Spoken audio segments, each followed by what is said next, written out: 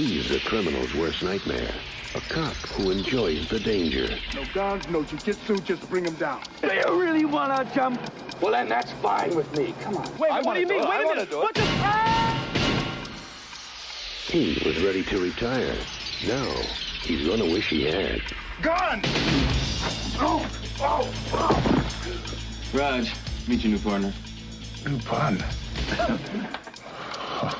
Too old for this. If these guys can just stand each other. What you got in there? 4-inch Smith? A lot of old-timers carry those. The bad guys don't stand a chance. Don't kill anybody. Don't kill anybody. I'm too old for this. Are you as good as you say you are? Nobody can touch me. Suppose we better register you as a lethal weapon. You ever met anybody you didn't kill? Well, I haven't killed you yet.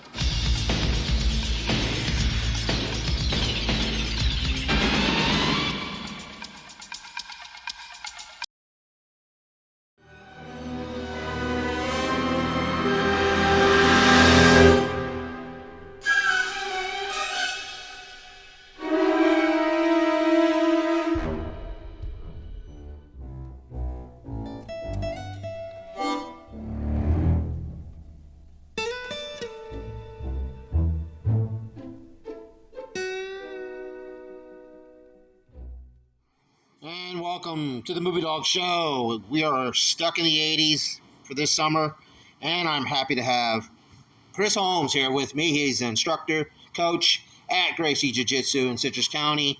Chris, welcome. How you doing, sir? It's a pleasure to be here. I appreciate you coming on here show. We're going to talk about 1987's Lethal Weapon, directed by Richard Donner, late great Richard Donner, starring Mel Gibson, Danny Glover, and even has a pre-crazy Gary Busey. If that's a true thing. Yeah. But this is a quintessential buddy cop movie. This is the blueprint. Yes. Now, a year before, a movie I'm going to be reviewing in about a month, Running Scared with Gregory Hines and Billy Crystal. Mm-hmm. I think that if this movie came just about around the same time, closer, it would probably have been more of a franchise like Lethal Weapon. But this movie had something special just like that. It had great chemistry between its co-stars with Danny Glover and Mel Gibson. Fantastic. I mean, I remember when it came out. I went and saw it. It was, you remember, Mel Gibson from the, Mad Max days and when he was younger and everything. And then, you didn't, in my generation, you didn't just really see a lot of him. You saw the Mad Max and you knew who he was. And of course, Danny Glover. So when this movie came out, and it was just drawn into it because, like you said, the chemistry was amazing. I mean, who could play a crazy cop better than Mel Gibson? I mean, he showed it, and the depth of his character. You see it. It wasn't until like the third or fourth time once you got past all the action, and you started really understanding the depth of the two characters, of the relationship the two of them had. And the thing is that in this film, Shane Black, who ended up being a great director all himself, he wrote this, and again, Shane Black was one of the most sought-after screenwriters of the 1980s, because a lot of his films that he sold, they got made. But he did have much more of a darker feel to this film. If you look at the director's cut, or you look at the deleted scenes that had followed over the years, this was supposed to be a one-and-done film. Mm-hmm. And even the film says it, that this film was over, the story's been done. But again, this goes back to the way Richard Donner, how he has such a great chemistry when it comes to his actors, and everybody that worked with him. Stuart Bear, who was his ongoing, and I always called him the love triangle, because between them, film, and the clash between them is what always made their films good, because he was a great editor. Richard Donner was a great director because he's done every type of genre there was, especially in the 80s and 90s. Right. Horror, comic book movies, action, drama.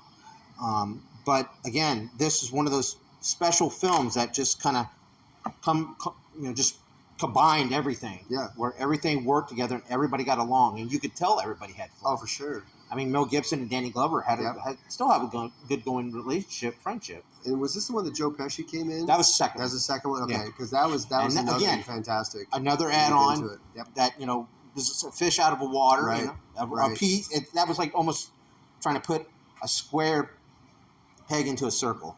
Right. But it fit. It fit. And they forced it, and it fit. But this film, I had to say, was more. The films got lighter as time went on. Yes. But this one was it was definitely heavy. Yeah. It was definitely heavy. But I think what helped also is when it came to a lot of people, a lot of Vietnam veterans related to this, because this film kind of related back to Vietnam. Mm-hmm. These guys were war veterans of Vietnam. Yes. And, of course, the black ops that had gone on during that, had a lot of shadow companies and stuff like that, had been bringing drugs into the country, what they had found in Southeast Asia. I think the one thing that made me sit up in the seat a lot was, I mean, I came from the same era that was First Blood, you know, and that whole era. When the scene in the movie where Mel Gibson's a vet, he's going through some hard times because he's just he's got that post traumatic stress, and that he lost his wife, and all that. But when he showed the tattoo to the kids outside the house, it was a special forces tattoo and everything like that. A lot of and I was younger at the time, was very much younger. I sat in my seat a little bit because I'm very impressionable at the time, and the way that the movie just brought home, that element. But then much later, as like you said, as we look at post-traumatic stress today, we look at vets today, everything like that. It's like you can point your finger back to how Mel Gibson's role really laid the foundations to tell the story of vets that were coming home that were troubled, that had stuff going on. Yes. I mean, and again, the main villain wasn't so much. He was more of a stereotypical type of villain. Yeah. But Gary Busey's ice-cold performance. Oh, yeah. And then, of course, the climax of the film where they're fighting on the lawn. And I told you earlier before we started, this is the first time I heard the term Jiu-Jitsu. Yeah, anywhere. okay. And it was where he was, right before he tried to get the jumper off the building. Right. By jumping off the building, which, again, brought that little comedic, a little bit of that touch of comedy in there. But, again, Gary Busey, again, very underrated actor now. I mean, of course, the man has brain damage because of a motorcycle accident that happened several years later after this. But again, the performances that Richard Donner can get with so little. I mean, Gary Busey really didn't have many lines to really give in this film, but it was more or less a look and the look of craziness. Yeah, he set up the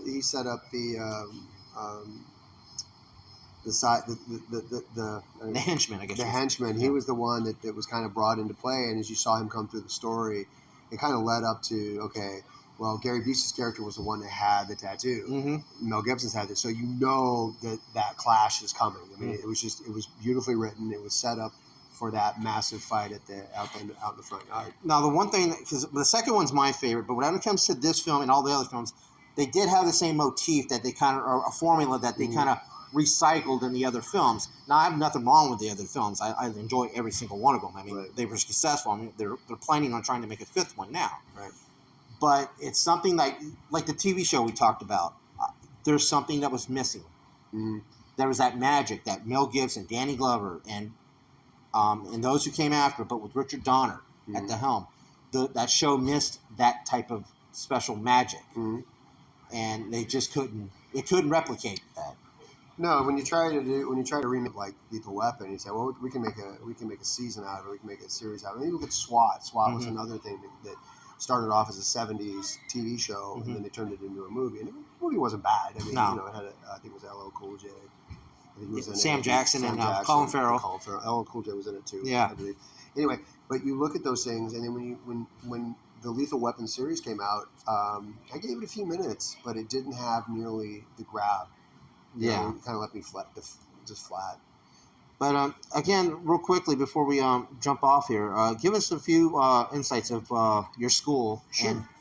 I think just one of the cool things about the fact that Horion Gracie was brought in to work with Mel and Gary Busey on the fight scene at the end there. And what you see, if you know anything about jiu-jitsu, is you see Mel Gibson put Gary Busey in a triangle. Yes. And the triangle's a chokehold. But for cinematic, things, they made a neck break. So you get Gary Busey's neck breaking and the thing. Well, it's actually a chokehold. Jiu-jitsu is a grappling art, which like you saw in the movie. And it's one of the things that we do here at the school. We're under the Gracies through Pedro Sauer. And, we teach similar combatives, if not what you saw in the movie. We teach the foundations of where those came from. Well, I have to say this. My daughter is absolutely, dead set and so involved in this. And those who have seen my daughter on the show, the 8 years that I've done this channel, know that when she's determined to get on camera, she has a determination to get on camera. And she does definitely when it comes to jiu-jitsu. And I'm so glad that we found this school. I'll tell you this, Millie, she's one of the most dedicated students I've ever had. I could go on and you could do another podcast of just Ocean's journey from the time she stepped on the mat into wrestling and everything like that. But I appreciate you giving me the opportunity and trusting me with her training. I wholeheartedly. There's so much that I could have taught her, but when I found this and we found this school, and I'm like this, and the feel and everything, and the way that you are so patient with children. Thanks.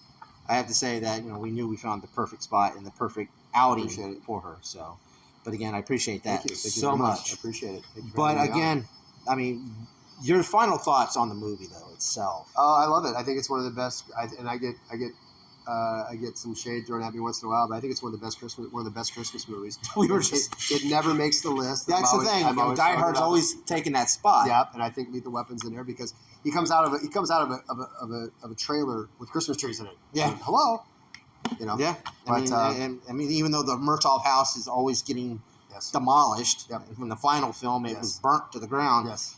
But again, I think that was one of my favorite scenes is when Gary Busey's in their house and they leave a note on the Christmas tree. Sorry, nothing here but us good guys, or no bad guys, the good guys. That little note is always that made a lot of people. I remember everybody around that would watch it with me would laugh at that moment. Again, the little bit of humor. They got lighter as the films got on, but this one I have to say, good punch. Yeah, just to say, this is one of those movies that's on my list. I can watch it tonight. I can watch it 2 days from now. I always have it in my lineup for Christmas. But yeah, it's a phenomenal movie. All right. Well, again, you look in the description below for Gracie's Jiu-Jitsu here in Citrus County, and you can also check out the advertisements that I place on Thank you for that. Thank you for that. No, thank you. It's the least I can do. But again, folks, don't forget, all summer long, Movie Dog Show is going to be in the 1980s, and don't forget, this month also, I will have highlights, and hopefully we will be doing a live show on at the Space Coast Comic-Con in Melbourne, Florida on June 15th. So keep an eye out for that. And also check out all the other videos that we got going. Remember, like and subscribe. Get us up to 1,000. So this channel can keep going, folks. And again, Chris, I want to thank you so much for joining. Thank you. And again, I'm glad that I'm not the only one that notices that this movie's a Christmas movie. Of course. So, of course. That's another thing I gotta start doing that when it comes to Christmas, because when Christmas time I don't do really hardly anything on the channel, and I'm always trying to figure. That would be a good time for you and I to sit down and talk about Spaceballs. Well, it's an 80s film, but it's an 80s film, and I'm on like it's still I know. I got to do that. I'm going to figure something out. Okay. I'll try to convince you that Rick Moranis is the redeeming in ludicrous speed. I'm watching the movie in ludicrous speed. Maybe that's something redeeming. All right. Again, thanks again, folks. Thanks again, Chris. Thank you. Don't forget, like, subscribe, share away, and subscribe. All right, folks. That's all the time I got for the Movie Dogs channel. Thanks for watching, and keep on watching. Bye.